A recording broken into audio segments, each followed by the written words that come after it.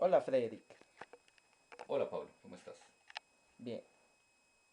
Cuéntanos un poco acerca de tu vida.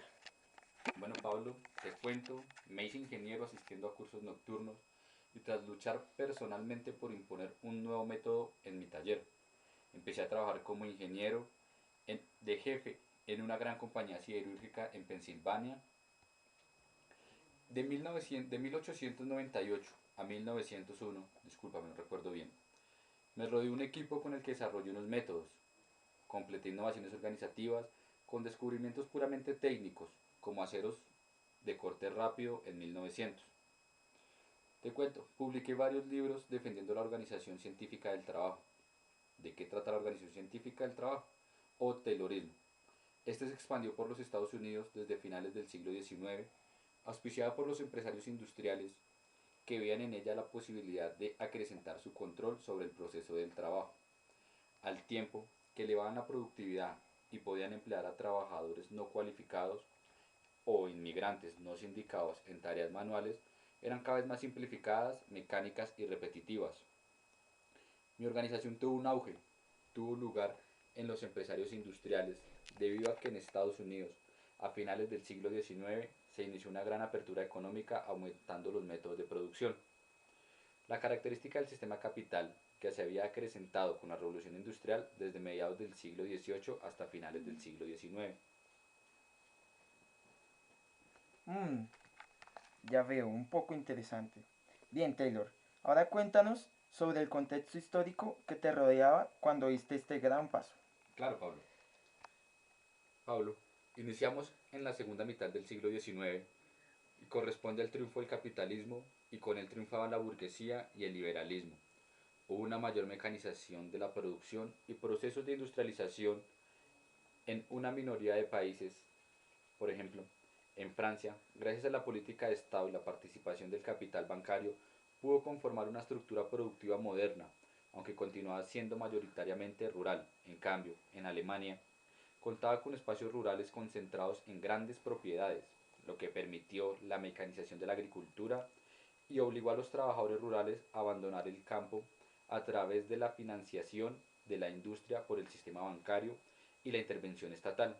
Alemania pudo basar su proceso de industrialización en la industria pasada, la mecanización intensiva y el pronto desarrollo de establecimientos fabriles. A pesar de la poca cantidad de países industrializados, el capitalismo se convirtió en un sistema mundial que dejaba a pocas áreas que no estuvieran bajo la influencia del mapa del mundo y comenzaba a cambiar concentrándose la población en las ciudades que se convirtieron en símbolo indudable del capitalismo.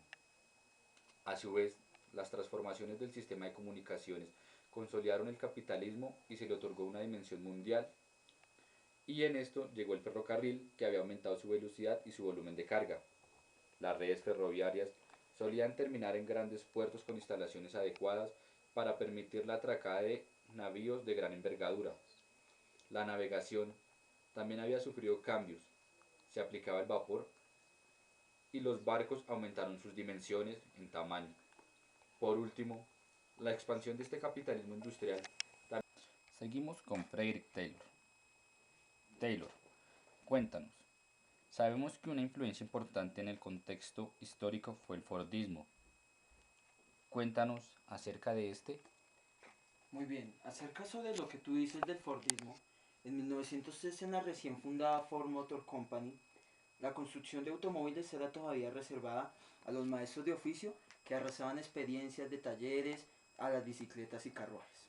Ya para 1908 ya no era el maestro de oficio, sino una serie de trabajadores calificados que trabajaban sobre un vehículo particular quienes se encargaban del ensamblaje final del automóvil. Este modelo de Ford siguió ciertos principios a los que perfeccionó. En industrias de carroceduras se colocan en una caja todas las piezas que componen la cerradura. La caja pasa ante una serie de obreros que montan una pieza cada una al final de la serie del montaje que ya debe estar terminado. Una ventaja es que el ritmo de la caja que pasa es regulado mecánicamente. Una desventaja es que este ritmo debe ser lento, ya que cada obrero debe buscar en la caja pieza por pieza y debe montarla. Una solución que hemos visto a esto en la industria de los relojes o despertadores, cada solución obrera tiene durante una caja que contiene las piezas a acoplarse. La segunda opción es un problema a lo que los obreros manejan la cadencia del trabajo, ya que una pasa en conjunto. Como dijimos antes, Ford tomó aspectos de los modelos anteriores y los fundió en uno, perfeccionándolos cada vez más y más. El importante y transformador de cadena para que el órgano pase de una operación a otra, la pieza principal se fijaba al transportar y pasarla delante de cada hombre, que fijaba en la otra pieza. Pero contábamos con tal suerte que tenía que tener la pieza delante, cada caja y cada pieza auténtica. Se conversaba al principio de utilización de cadenas de montajes, pero al estar la pieza central fijada al transportador, la cadencia del trabajo establecía mecánicamente. Con Taylor, mi persona, los tiempos de producción eran asignados a cada tarea. Ahora estos son impuestos por la gerencia. La implementación no fue inmediata, pero se vio retrasada por las características del mecanizado, o sea, una producción de piezas. Para que las piezas pudieran ser fijadas unas con otras en el transportador, era preciso que fuesen idénticas. Esto quiere decir que la producción de piezas debería ser estandarizada, como lo queremos ser. Debido a este taller fordista, se dividió en secciones especializadas o sectores destinatarios a la producción de una pieza. Así se pasa de la máquina universal, que era destinada a varias operaciones y que debía ser manejada por obreros que poseyeran variadas gamas de modos posteriores, a la máquina especializada, que es destinada a una sola operación y que no requiere más que obreros especializados en ella.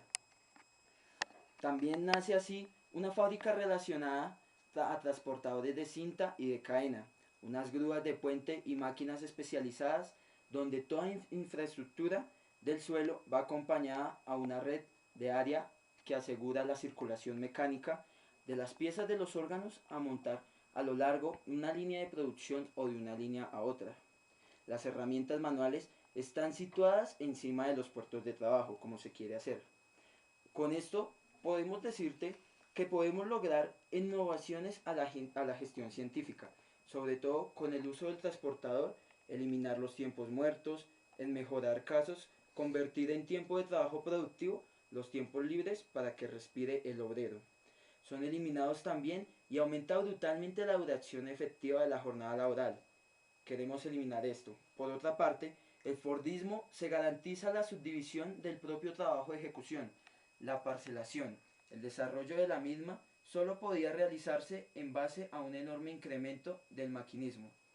El cambio en la organización del taller permitió una vigilante pero panóptica tasa de ganancia, ya que sea porque aumenta la productividad del trabajo en un mismo tiempo que se producen más mercancías o porque aumenta la intensidad del mismo, una vía de disminución a los tiempos. Listo, Taylor. Ahora, ya habiendo conocido el contexto histórico, procede por favor a explicarnos la teoría científica de la cual también eres conocido como el padre. Claro que sí. Lo que intentaré demostrar y aclarar es que cuando los principios de la administración científica son debidamente aplicados y se les ha dedicado un tiempo suficiente para que sean realmente eficaces, en todos los casos deberán producir mejores resultados y más grandes, tanto como para el patrón como para los empleados, de los que pudiera obtenerse incluso en este rarísimo tipo de administración, que yo mismo he esbozado, a saber, de la administración de iniciativa e incentivo, en que quienes están envueltos al lado de la administración, deliberadamente, ofrecen grandes incentivos a sus trabajadores, y a su vez estos responden trabajando a lo que ellos pueden, en todo momento y en el interés de sus patrones. Bueno, te daré también lo que son las grandes ventajas de la administración científica.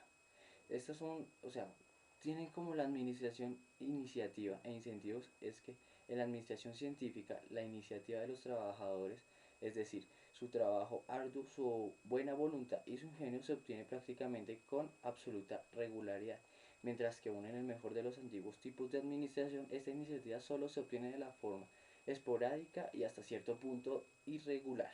Bueno, Con mucha mayor ganancia, la administración científica se debe a las nuevas y enormes extraordinarias cargas y deberes y voluntariamente que se aceptan y están al lado de la administración.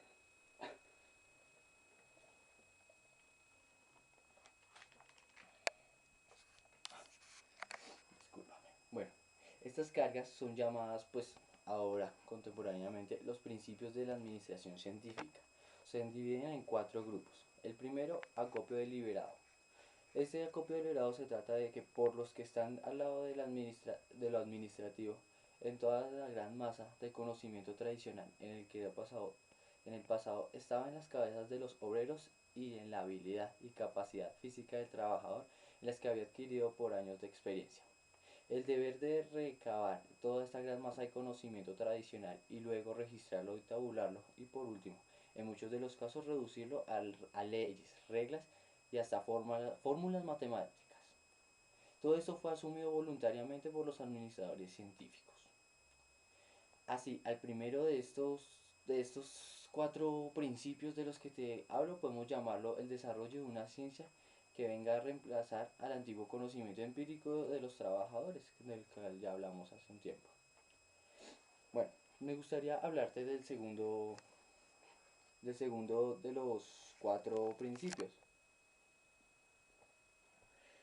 Este grupo, bueno, se debe voluntariamente aceptar por el lado de la administración. De acuerdo con la administración científica, es la selección científica y luego el desarrollo progresivo de los trabajadores. Se vuelve deber la administración estudiar deliberadamente el carácter, la naturaleza y el desempeño de cada trabajador, con vistas a sus posibilidades de desarrollo por la otra. Y luego, no menos deliberadamente, sus posibilidades de desarrollo y luego a entrenar y ayudar a enseñar al trabajador.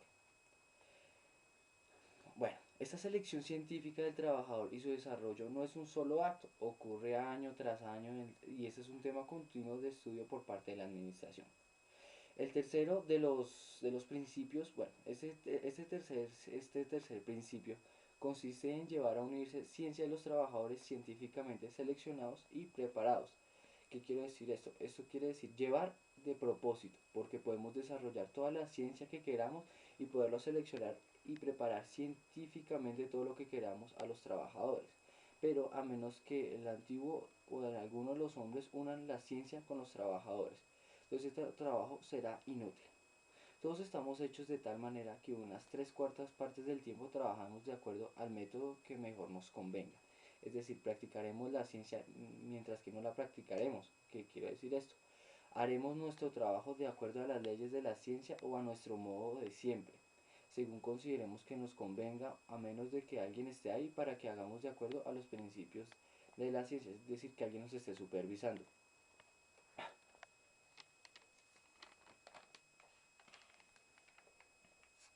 Bueno, ahora me gustaría hablarte del cuarto principio, no menos importante. Este cuarto principio de la administración es el, digamos, más difícil de entender para el hombre común. Pues entre todos los principios de la administración científica, este es como... Mejor te lo explico así de esta forma. Consiste en una división casi igual del trabajo real del establecimiento entre los trabajadores por una parte y la administración por la otra. Es decir, el trabajo está de acuerdo con algún tipo de alguna administración, que era hecho prácticamente todo por el trabajador. De acuerdo con la nueva administración, se separa esas dos grandes divisiones y una de ellas se entrega deliberadamente. Qué espectacular trabajo hecho por nuestros reporteros. La misma entrevista a Frederick Taylor. Gracias a todos por habernos prestado atención a este espectacular reportaje. No olviden que esto es Organizaciones TV. Hasta luego.